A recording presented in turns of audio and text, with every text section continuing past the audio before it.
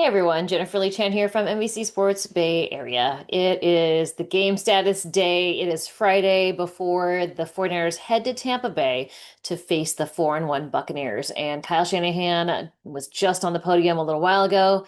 And your injury report or game status report is as follows.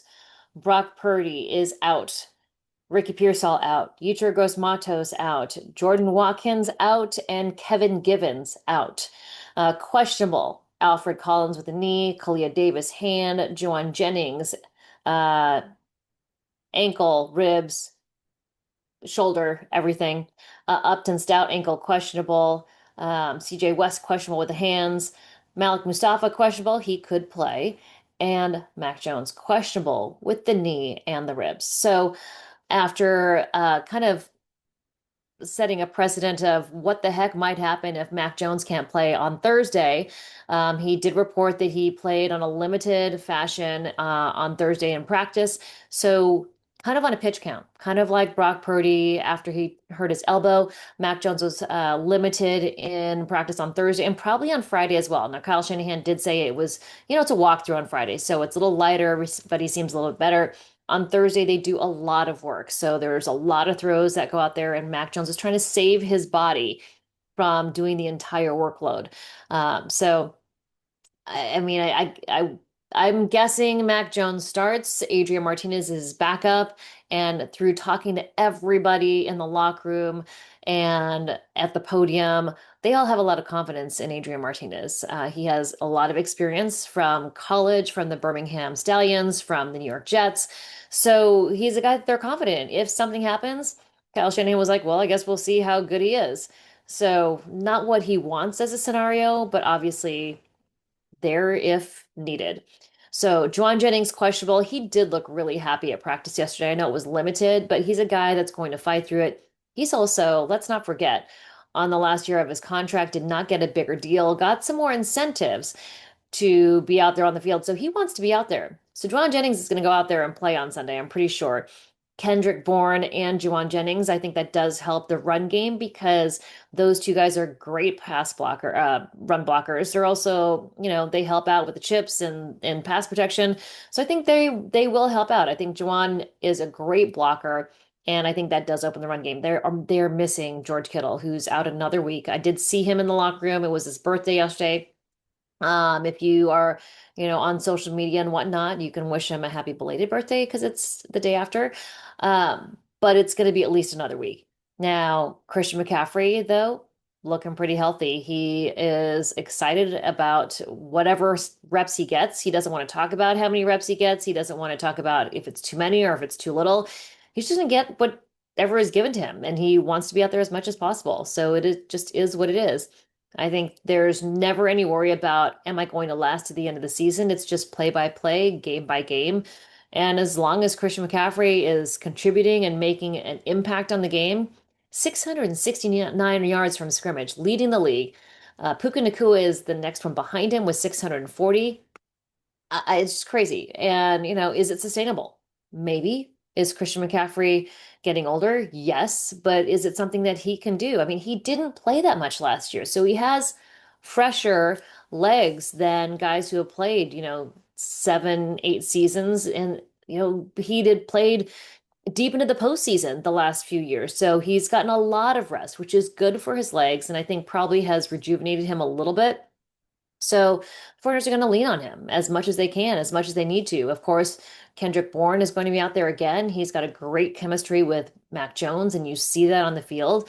And he's growing it with Juwan Jennings as well. So they need to get Demarcus Robinson involved, Marquez Valdez-Scantling. Sky Moore is your returner, so he's the fifth wide receiver. Maybe they can get him involved. I think the more they get more wide receivers involved, the better. Obviously, Kyle Juszczyk is healthy, so he's going to be out there trying to help the run game as well. But I think it's all 11 playing better. And, it's Connor Colby coming back. It's Trent Williams having, he's had some ups and downs.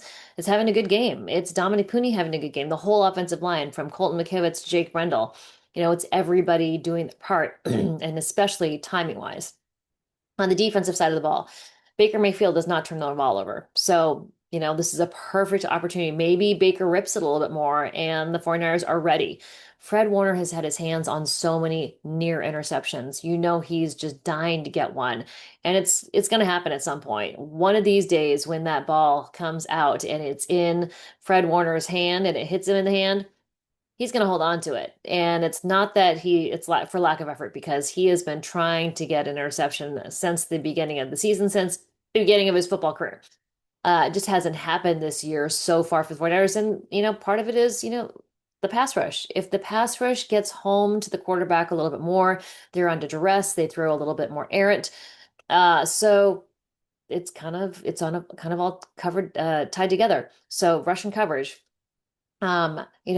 It's Emeka Ibuka going against Upton Stout, who is questionable, but obviously I think he's going to be good enough to play. He's going to get some support from the safeties, from Jason Pinnock, maybe from Big Nickel, Jair Brown, potentially Marquis Siegel, but Malik Mustafa is also questionable.